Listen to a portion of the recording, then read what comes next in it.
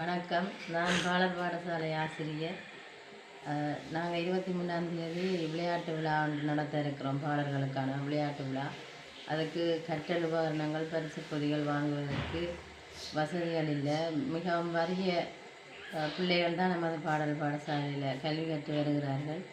அவர்களுக்கு பரிசு பொதிகள் வழங்குவதற்கு தங்களால் இயன்ற உதவியை செய்து தருமாறு கேட்டுக்கொள்வேன். அத்தோடு யோசப் அவர்கள் பல உதவி திட்டங்கள் செய்து வருகிறார். நாங்கள் அயலில் இருக்கிறோம், பார்த்து கொண்டு தான் இருக்கிறோம். அதனால் அவரிடம் வந்து உதவி கேட்டிருக்கிறேன், செய்தார்ன்னு சொல்லியிருக்கார். மற்றது அவரோட மகனும் கடந்த வருடம் எங்களை பாடசாலையில் தான் கல்வி கற்று வந்தார். எங்களுக்கு இப்போ ஒரு 30,000 ரூபாய் தேவைப்பாடு இருக்குது எங்களை விளையாட்டு விழா நடத்துகிறதுக்கு. அதுக்கு கொஞ்சம் கூட தந்தாலும் உதவியாக இருக்கும். எங்களுக்கு கதிரமேசை அதுகளும் இல்லை, பிள்ளைகளுக்கு அதுகளும் வேண்டக்கூடியதாக இருக்கும். கண்டிப்பாக எவ்வளோ காசு உங்களுக்கு தேவை விளையாட்டு நிகழ்வுக்கு? 30,000 ரூபா தேவைப்பாடு இருக்கிறது.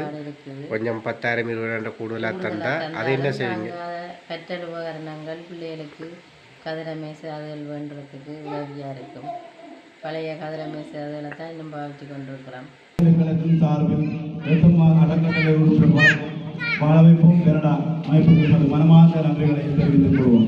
மற்றும் இந்த உதவியை செய்வதற்கு ஒத்துழைப்பு வழங்கி தனது காலத்தின் நேரத்தை பாராது பிரதி தந்த ஜோசப் ஐயா அவர்களுக்கு மனமார்ந்த நன்றிகளை தெரிவித்துக் கொள்வோம்.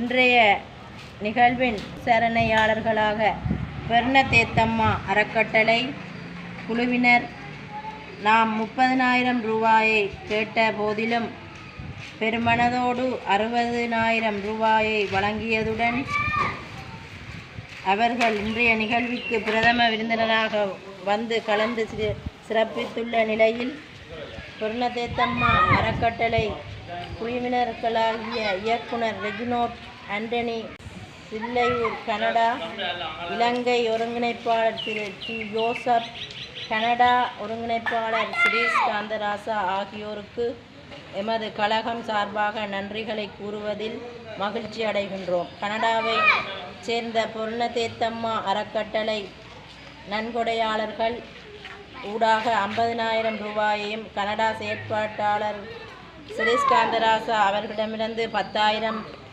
ரூபாவினையும், மொத்தம் 60,000 ரூபாயை எமக்கு பெற்றுத்தர துணையாக நின்ற இலங்கை ஒருங்கிணைப்பாளர் திரு டி ஜோசப் மற்றும் இந்த நிகழ்விற்கு வருகை தந்து சிறப்பித்த அனைவருக்கும் நன்றிகளை கூறுவதில் பெரும் மகிழ்ச்சி அடைகின்றேன். நன்றி, வணக்கம்.